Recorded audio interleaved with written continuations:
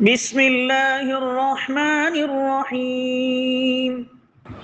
لا يكلف الله نفسا إلا وسعها، لها ما كسبت وعليها ما اكتسبت. ربنا لا تؤاخذنا إن نسينا أو أخطأنا.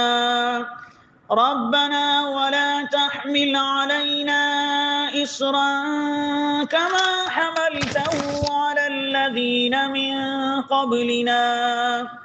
ربنا ولا تحملنا ما لا طاقة لنا به، واعف عنا واغفر لنا وارحمنا، أنت مولانا فانصرنا على القوم الكافرين.